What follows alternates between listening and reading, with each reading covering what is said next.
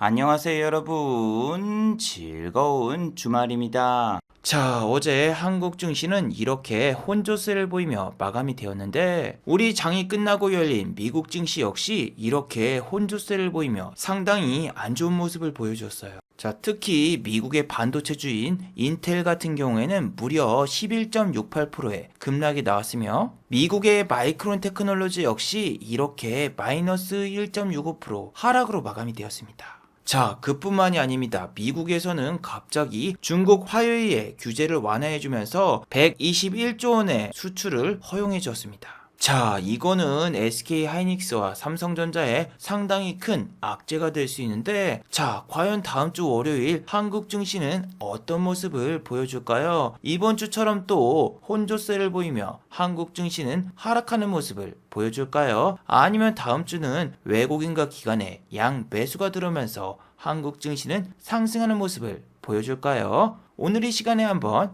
알아보도록 하죠.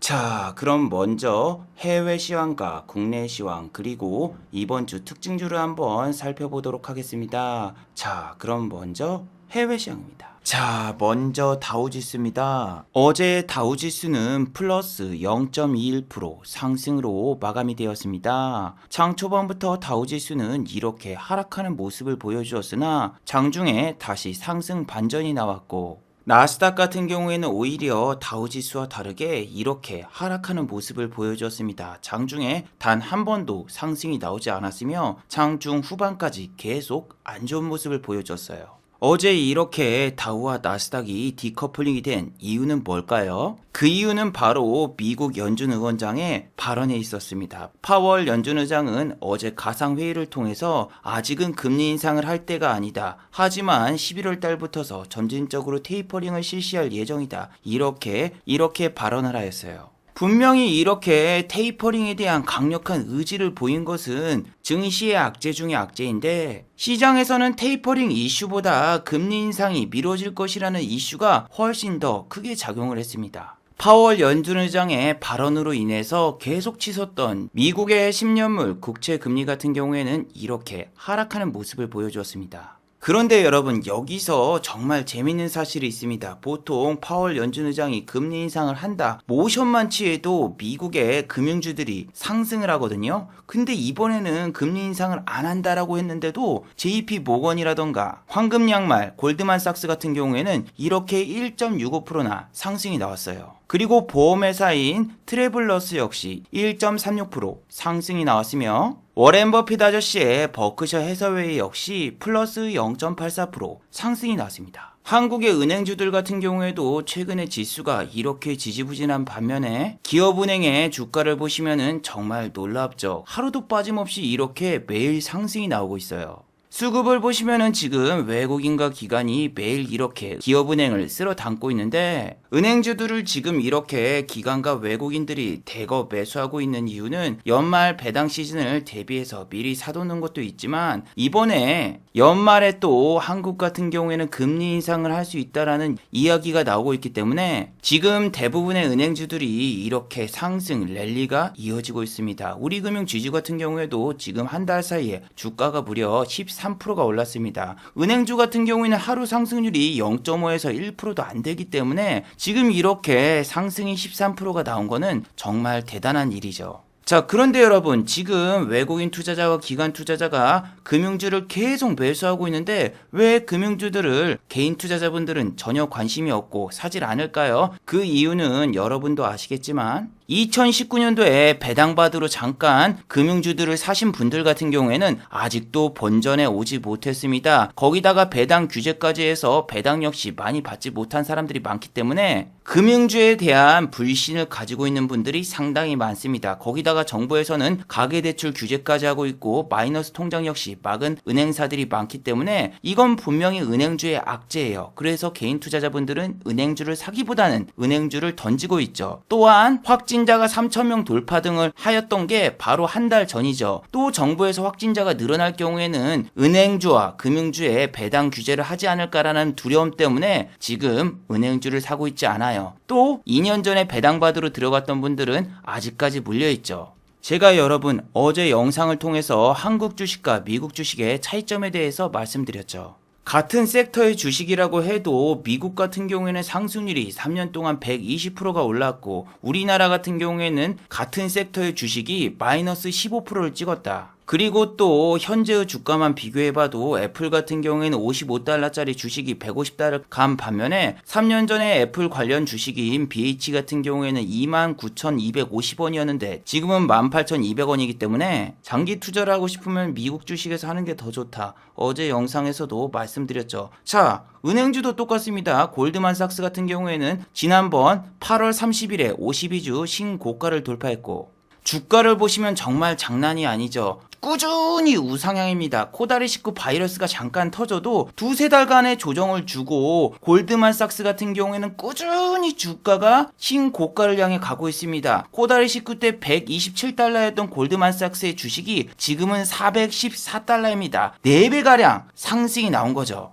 자, 그런데 여러분, 한국의 금융주들을 보세요. 2019년도에 배당받으러 잠깐 기업은행을 매수했다? 그때 가격이 얼마입니까? 12,500원입니다. 그렇다면 현재 주가는 짜자잔 11,250원. 2년 동안 주식 투자해서 아직까지 물려있는 겁니다. 골드만삭스 같은 경우에 최저점에서 비교하기보다는 우리나라 배당 시즌에 비교를 해보시면은 가격이 225달러입니다. 자, 그래서 어제 애플처럼 정리를 해보자라면은 코다리19 바이러스가 터지기 전 배당 시즌에 매수를 했으면은 1년 동안 가격이 약 2배가량 상승하면서 225달러가 415달러가 됐습니다. 그리고 한국과 다르게 분기별 배당이 나왔죠. 그런데 한국의 기업은행을 매수했다? 2년 동안 주가가 마이너스 10%가 빠지면서 22,250원짜리 11,250원이 되었습니다. 거기다가 또 배당 같은 경우에도 분기 배당도 아니고 일반 배당인데 배당 제한까지 걸렸습니다. 결과론적인 이야기이긴 하지만 여러분, 기업은행을 2년 전에 사실 분들은 그냥 적금 들은 게 훨씬 더 수익률이 좋았습니다. 지금도 마이너스인데. 그리고 제가 BH의 주가를 보면서 말씀을 드렸지만 얘 같은 경우에는 정고점을 한 번씩 찍으려고 하는 모습도 보여주고 19,750원은 돌파 못했지만 중간에 약간의 손실을 보고 빠져나갈 기회를 줬어요. 그런데 버티면은 주가를 반토막을 내버리거나 아니면은 이렇게 다시 한번 주가를 좀 올려줘서 희망 고문을 줘요. 근데 결국 버티면 어떻게 된다? 주가는 희망 고문만 하고 훨씬 더 잔혹하게 주가를 찍어 누릅니다. 우리나라 주식 같은 경우에는 개미들이 버티지 못할 때까지 찍어 누르고 진짜 개미들이 다 털리면은 그때서야 주가를 빵 올립니다. 제가 실제로 SK 하이닉스를 6년 동안 가지고 있었습니다. 6년. 평단가 26,500원. 그런데 이 영상을 보시면 아시죠? 2011년도에 하이닉스가 26,500원이었어요. 근데 2016년도에도 26,500원이었습니다. 근데 주가가 안 올랐느냐? 아니요. 2배 이상 올랐습니다. 5만원까지도 중간에 SK 하이닉스는 찍은 적이 있습니다. 아니, 이렇게 주가가 5만원 이상 올랐으면은 약간 조정을 준 다음에 그 다음에 올려야지 어떻게 주가를 제자리로 돌리냐. 26,500원이 아니라 25,650원까지 완전히 그냥 박살을 낸 다음에 다시 이렇게 38,000원까지 올리고 2018년도에는 하이닉스의 주가를 거의 10만원 근처까지 보냈다가 다시 주가를 이렇게 5만원으로 보내버리는데 이거를 우리 개미들이 어떻게 버팁니까? 이게 개인 투자자분들이 멘탈이 나갈 수밖에 없는 게 5년 동안 장기 투자를 하면서 적립식으로 모아가. 그러면은 평단이 내려가는 것도 있지만 올라가는 것도 있습니다. 그래서 자기 평단이 약간 높지만 그래도 계좌에 플러스 잔고가 점점 늘어나는 거야. 5년 동안 SK 하이닉스 같은 주식을 투자를 했는데 평단이 약간 높긴 하지만 그래도 플러스 5천만 원이야. 너무너무나 기분이 좋아. 근데 불과 4개월이 지나니까 내가 5년 동안 장기 투자한 돈이 전부 다 사라지고 오히려 마이너스 500만 원이 찍혀있어 봐봐. 그리고 동시간대 마이크론 테크놀로지의 주가를 보세요. 비교 대상이 없으면 열이 안 받는데 마이크론 테크놀로지 같은 경우에는 3달러였던 주식이 10배가 올랐어요. 10배. 34불까지 올랐어. 34불. 그 뜻은 한국 주식이 아니라 그때 만약에 미국의 마이크론 테크놀로지를 샀다라면은 플러스 5천만 원이 아니라 플러스 5억이 됐다는 얘기예요. 그리고 여러분, 마이크론 테크놀로지 역시 조정이 왔어요. 이렇게 반도체 수급난이 막 생기면서 전 세계적으로 반도체 회사들이 다 하락을 하지만 그래도 3달러까지는 내려가지 않았습니다. 근데 여러분, 그 당시에는 우리나라에서 해외 주식 거래가 거의 안 돼 있었고 HTS라던가 그런 걸로 매매도 거의 안 됐기 때문에 그냥 그림의 떡이었어요. 물론 수수료 차이도 매우 컸고, 그런데 지금은 다르잖아요. 지금은 수수료도 많이 저렴해졌고, 그리고 또 해외 주식 거래가 되는 증권사들도 많이 늘었는데 불과 1, 2년 사이에 이렇게 2배 이상 차이가 나니까 상대적인 박탈감도 심하죠. 그리고 우리나라 증권사들의 문제점은 뭐냐면은 항상 주식을 볼 때 저점을 기준으로 잡는 거예요. 항상 2021년도 1월 달에 이걸 샀었으면은 지금 은행주로 몇 배를 먹었겠느냐. 맨날 이 얘기를 하거든요. 근데 이 사람들이 웃긴 게 맨날 뭐 10년 이상 장기 투자를 해라 뭐 해라 막 이렇게 얘기하는데 기업은행 같은 경우에 10년 전에 얼마였습니까? 2만 원이었어요. 2만 원. 10년 전에 주가랑 비교해 보면은 마이너스 50%입니다. 근데 왜 이 밑에 저점에서 지금 기준의 주가만 이야기를 하고 있는 건가요? 여러분들이 좋아하는 홈슬라 무슨 1년에 100% 200% 올랐다 정말 대박이다? 왜 기준을 여기로 잡냐고. 얘는 10년 전에 30만 원이 넘었던 그런 주식입니다. 정몽준 회장이 남북 정상회담 한다 뭐 한다 해가지고 속 끌고 북한에다 소 주고 그래가지고 가격이 35만 원짜리였단 말이에요. 자, 일단 여러분 기업은행에 대해서 조금 더 이야기를 해드리자면은 제 개인적인 생각이지만 배당 시즌이 다가오면서 기업은행의 주가가 더 오를 수는 있지만 아까 보여드렸던 사례들만 보셔도 이 12,000원대 같은 경우에는 코다리19 바이러스가 터지기 전에 배당 받으러 들어갔던 분들이 많은 그런 곳이죠. 이런 데까지 잠깐 올려가지고 여러분들이 이제 드디어 본전이자 나갈까 말까 막 고민하면은 이런 데서 조정을 주면서 휙 빼버려. 그리고 또 다시 본전 오면 나갈까 말까 막 했는데 안 나가. 그럼 다시 조정 주고 쑥 내려가고 배당이 여러분 완료가 되면은 배당락이 생기면서 주가가 또 빠지면서 결국 본전 근처 왔을 때 탈출 기회 줬을 때 그때 나갈 걸 하면서 또 후회하실 분들이 상당히 많죠. 은행주들 같은 경우에는 연말에 배당 시즌에 외국인 기관들이 깔짝 사는데 그때 빼고는 탈출 기회가 잘 나오지 않습니다. 자, 그리고 어제 테이퍼링 소식과 금리 인상을 늦춘다라는 뉴스가 나오면서 국제유가가 또 한 번 신고가를 달성했습니다. 장중에 84불을 돌파했어요.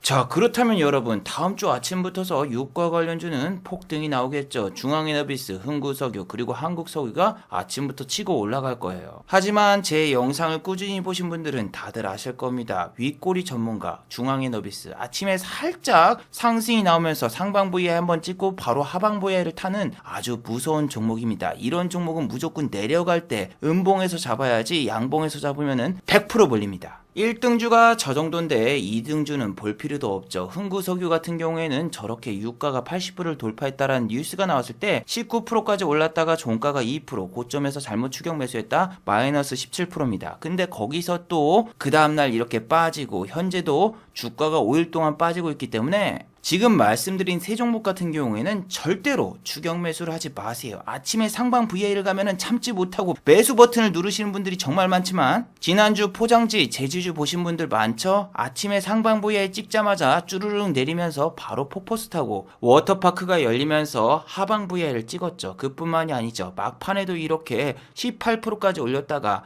6%를 빼버리면서 종가 최저가로 마무리가 되었잖아요. 자, 그리고 여러분 지금 유가만 오른 게 아니라 천연가스 역시 이렇게 급등이 나왔습니다. 무려 3.73%가 올랐어요. 하지만 차트만 보셔도 아시죠? 이 종목 같은 경우에는 아직까지 전고점을 뚫기에는 역부족입니다. 그래서 천연가스 관련주는 여러분들이 그렇게 큰 기대를 하지 마시길 바랍니다. 자, 그리고 원자재 중 하나죠. 알루미늄 가격도 상승이 나왔을까 한번 살펴보니까 아니 이게 웬일인가요? 오히려 마이너스 1.16% 하락으로 마감이 되었죠. 알루미늄 같은 경우에는 영국 거래소와 그리고 중국 거래소가 있는데 이 거래소 같은 경우에는 미국 시간 기준이 아니기 때문에 빨리 문을 닫습니다. 테이퍼링 이야기라던가 금리 인상 이야기가 나왔을 때는 이미 거래소가 문을 닫았기 때문에 다음 주에 장이 열려야지 알루미늄 가격을 정확히 알 수 있지만 지금 사마 알루미늄이라던가 조일 알루미늄 주가를 보세요. 완전히 폭락이 나오고 있어요. 그리고 조일 알루미늄 페이크가 장난이 아닙니다. 무슨 페이크요? 그건 말이죠. 조일 알루미늄 같은 경우에는 10월 21일 날 유상증자로 인해서 장 초반부터서 무려 마이너스 15%의 하락이 나왔어요. 하지만 종가가 마이너스 8.38%였습니다. 자, 지난주 목요일날 조일알루미늄 같은 경우에는 프로그램 매수를 통해서 이렇게 62만 주의 매수가 들어왔지만 수급 매매를 하시거나 혹은 유상증자 뉴스가 나왔는데도 잘 버티는 조일알루미늄을 보고 흥분하신 개인 투자자분들은 아침부터서 조일알루미늄을 순매수했고 그 결과 어마어마한 손실을 볼 수밖에 없었죠. 아침부터서 마이너스 2.38% 하락으로 출발했는데 차트를 보고 이렇게 볼린저 하단에서 매수하는 개인 투자자분들도 분명히 존재했을 거고, 또 이렇게 외국인의 수급이 이틀 연속 들어왔으니까 한 번은 쏘겠지 생각하고 접근하신 분도 상당히 많을 거예요. 저게 여러분 2016년도라던가 2017년도에는 통하는 매매법이었지만 지금은 시대가 변했습니다. 자, 그리고 어제 영상에서 여러분들께 말씀을 드렸지만 요즘에는 JP 모건 창구로 프로그램 매수가 들어오면서 잠깐 상승이 나오고 그 다음날 폭락하는 종목이 상당히 많았다. 대주전자재료 같은 경우에도 전날에 JP 모건이 매수하고 그 다음날 이렇게 폭락이 나왔던 것처럼 조일알루미늄도 제가 잠깐 봤을 때 JP 모건이 목요일날 매수했던 걸로 알거든요. 유안타 같은 경우에 거래원이 바로 전날 게 안 나오네요. 역시 유안타는 꾸졌구만. 그래서 이렇게 프로그램으로 순 매수가 팍 들어오면은 그 다음날 그대로 이렇게 다 팔아버리는 아주 쓰레기 같은 모습이 최근에 많이 나와요. H1B 생명과학이 이런 게 가장 심한데 10만 주가 들어오면 그 다음날 50만 주를 팔고 18만 주가 들어오면 그 다음날 30만 주를 파는 아주 악질적인 종목들이 상당히 많은데, 여러분들이 불안에 떨면 떨수록 종목 토론방 같은 데 들어가가지고 막 여러가지 의견을 구하죠. 그런데 그때 프로그램으로 지금 외국인과 기관이 사고 있으니까 지금은 손절할 때가 아니라 춤의 타이밍입니다 여러분! 이렇게 외치는 애들 절대로 믿지 마세요. 그런 애들이 여러분 공매도 알바일 가능성이 높아요. 왜냐하면 공매도를 치려면은 위에서 개인 투자자분들이 사줘야지 공매도가 체결이 되는 거고, 아니면 개인 투자자분들이 밑에서 이렇게 살려고 걸어놓는다? 그러면은 오히려 공매도를 상환할 수 있는 기회이기 때문에 종목 토론방 같은 경우에 이용하실 때 막 갑자기 시간에서 급락이 나왔을 때 뉴스 찾아보는 거 빼고는 별로 이용을 하지 마시길 바랍니다. 자, 그리고 여러분 다음 주 출발부터 조금 암울한 소식이 바로 SK 하이닉스와 삼성전자와 가장 밀접한 주식이죠. 마이크론 테크놀로지가 무려 마이너스 1.65% 하락으로 마감이 되었으며, CPU 제작업체죠. 인텔 같은 경우에는 무려 마이너스 11.68% 급락이 나왔어요.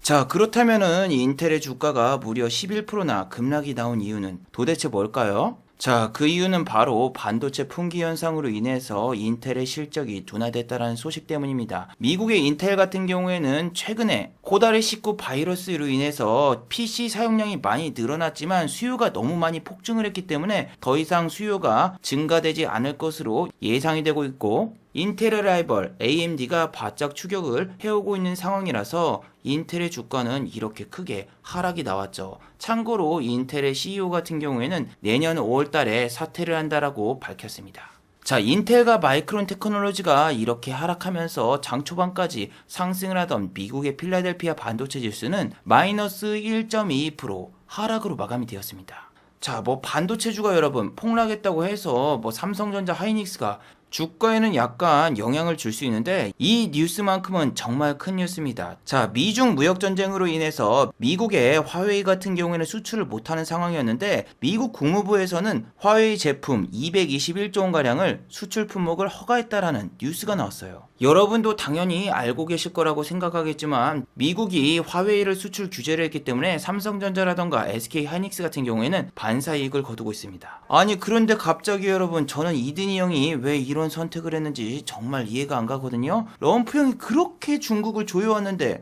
갑자기 풀어주다니 무슨 일이 있었을까요? 무슨 일이 있는가에 대해서는 자세한 뉴스는 없지만 일단 미국 상무부에서는 화웨이 제품 113건에 대해서 수출을 허가했으며 규모는 121조 원입니다.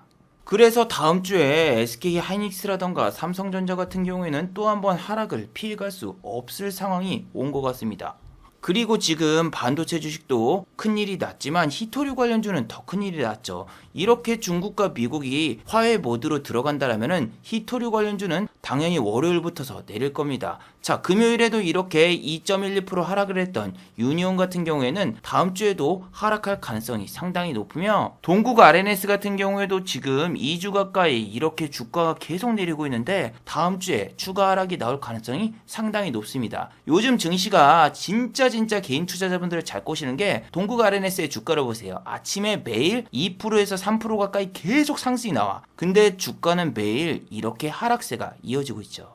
그나마 해인 같은 경우에는 히토류 관련주 중에서 하락률이 가장 적은 편인데 이 주식도 다시 한번 저점을 깨러 갈 가능성이 현재로서는 상당히 높아졌어요. 미국 반도체 주식 중에서 그나마 신고가를 가고 있는 종목이 엔비디아죠. 엔비디아 같은 경우에는 비트코인이 52주 신고가를 달성했다는 뉴스 때문에 저렇게 주가가 상승이 나왔었죠. 그런데 여러분, 코인만 봐도 무서운 게 뭐냐면은 사람들이 비트코인이 1억을 간다, 그리고 신고가를 돌파했다, 지금을 비트코인 사야 될 때다, 이렇게 얘기하니까 바로 8천만 원을 돌파했던 비트코인이 다시 한번 이렇게 하락이 나오고 있죠.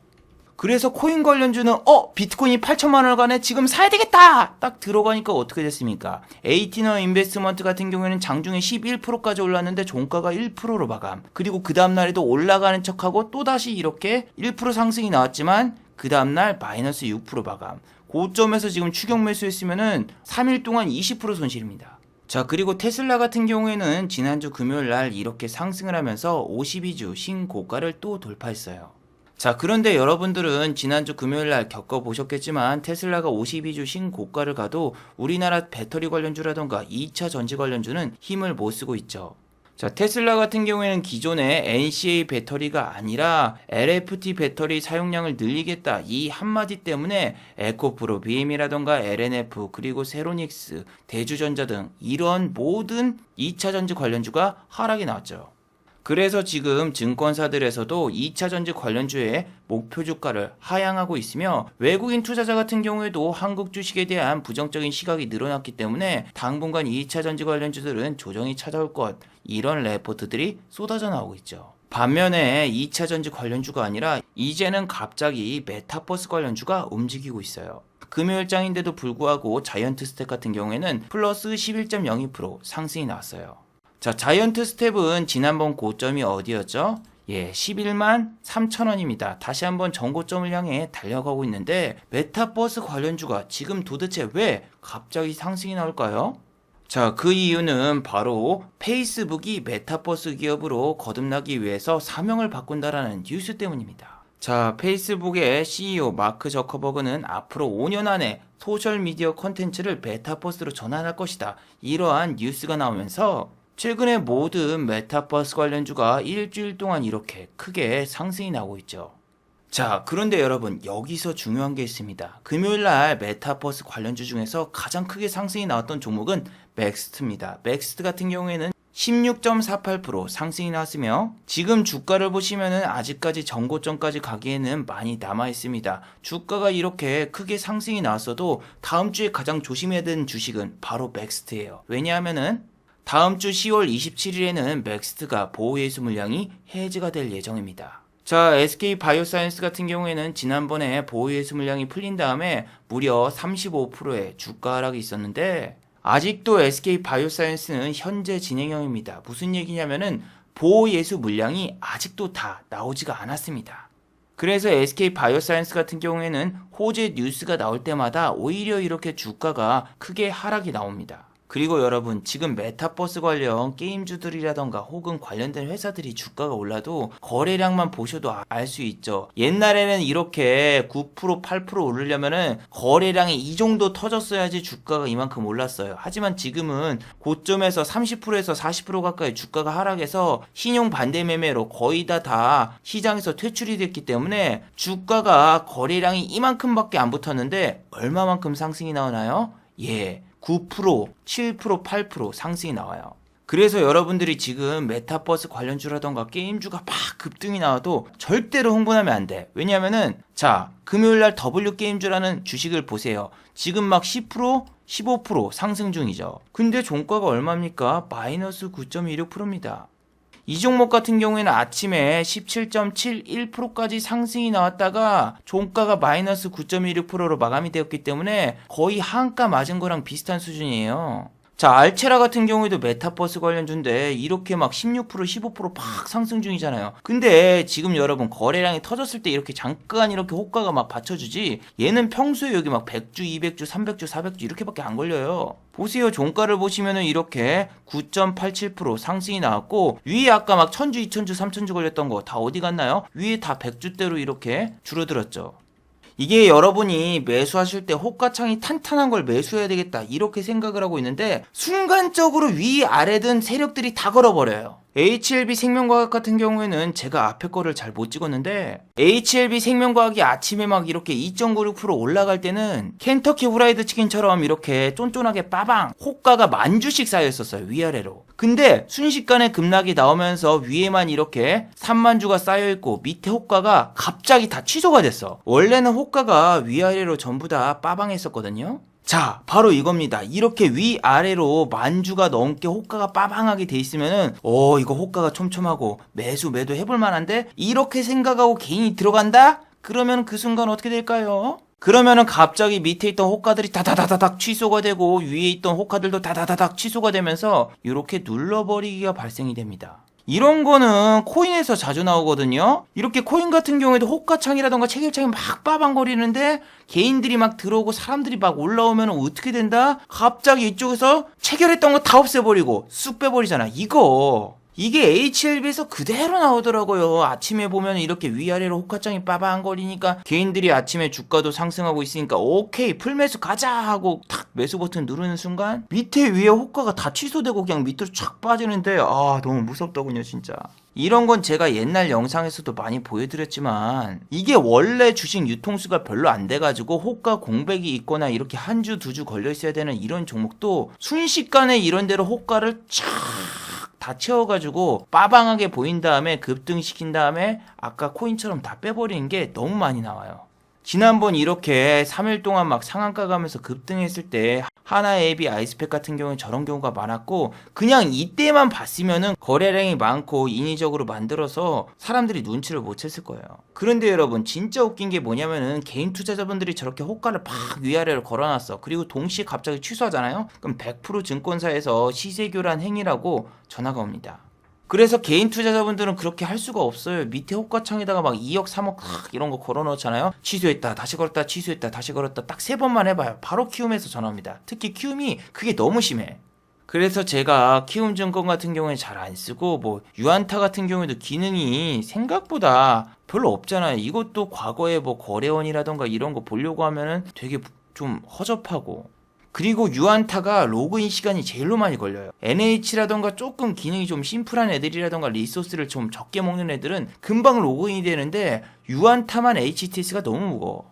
그래서 보통 사람들이 HTS를 2개, 3개 쓰시는 분들이 많은데 이게 완벽한 HTS라던가 완벽한 증권사는 별로 없는 것 같습니다. 자, 그리고 금요일날 휴마시스 같은 경우에는 이렇게 상한가를 갔는데 휴마시스가 셀트리온과 항원키트 1295억 원에 공급 계약을 체결했다는 뉴스 때문에 이렇게 주가가 급등이 나온 거죠. 이 뉴스만 보면 여러분 어마어마한 호재 같잖아요. 연 매출액이 457억 원인데 매출의 283억 원인 규모에 해당되는 계약 규모니까 막 휴마시스가 다시 한번 전고점 돌파하면서 상한가 랠리가 펼쳐질 거라고 생각을 하지만 그러기에는 여러분 현실적으로 너무너무나 힘듭니다. 지금 같은 경우에 여러분 상한가를 갔는데 거래량을 보세요. 거래량이 지금 옛날에 상한가 갔던 거에 5분의 1도 안 되는 규모이기 때문에 이런 거는 그냥 동호회에서 물량 잠궈가지고 장난치는 그 정도라고 생각을 하시면 됩니다. 수급을 보셔도 이렇게 동호회 단타 애들이라던가 동호회나 리딩방 같은 데서 작업한 것처럼 이렇게 물량이 잠겨 있잖아요. 수요일날 상한가를 보냈던 이현제약 역시 이렇게 상한가를 갔지만 그 다음날 잠깐 올리는 척하고 다 빼버리고 그 다음날도 올리는 척하고 이렇게 빼버리고 거래량이 여러분 지금 너무 많이 죽었기 때문에 저렇게 잠깐 돈이 들어와도 상한가를 가거나 급등이 나오는 경우는 많아도 그게 이어지기는 상당히 힘듭니다. 자, 지금 뉴스를 보셔도 동학개미 분들이 힘이 빠졌다, 거래량이 절반 이상으로 줄었다 이런 뉴스가 나왔죠. 1월달 같은 경우에는 하루 코스피 거래량이 40조를 넘던 시절도 있었는데 지금은 10조 원도 기록하기가 힘들죠. 지금은 오히려 주식보다 코인 시장이 화랑장이 펼쳐졌기 때문에 코인으로도 자금이 상당히 많이 넘어간 상황이죠. 그리고 또 금요일날 상한가를 간 HMB 디자인 같은 경우에도 이 종목이 상한가를 간 이유가 뭐예요? 이 종목 같은 경우에는 상폐가 될 수 있거나 혹은 관리 종목에 지정될 수 있는 그런 적자 기업이기 때문에 매우 위험해요. 그런데 이 종목 같은 경우엔 지금 유상증자를 통해서 자금을 확보했기 때문에 관리 종목으로 지정이 안 될 수 있다 이런 뉴스 때문에 상한가를 갔는데 이 종목도 여러분 재료가 너무 약하고 무슨 상상하면서 위로 전고점 돌파나 그런 거는 꿈도 꾸기가 힘든 종목이에요. 여러분들이 원하는 시나리오는 지난번 흥하해운이 거래가 정지됐다가 이렇게 막 올라가는 거 보고 이런 게 또 한번 나오지 않을까 생각하지만, 관리 종목 지정 사유가 해제된 거는 상폐가 되기 직전에 있던 종목이 다시 살아난 거랑 전혀 다른 개념입니다. 자, 마지막으로 한번 정리해 보도록 하겠습니다. 1번, 미국은 중국의 화웨이 규제를 완화했습니다. 트럼프 정부 때 미중 무역 전쟁으로 인해서 미국은 화웨이를 강력하게 규제했으나 바이든 정부에 넘어오면서 오히려 화웨이의 무역 규제를 완화하는 모습을 보여주었습니다. 이는 SK 하이닉스와 삼성전자의 악재이며, 월요일날 이런 뉴스를 통해서 또 한번 삼성전자와 SK 하이닉스는 조정이 올 수 있으니 꼭 주의하시길 바랍니다.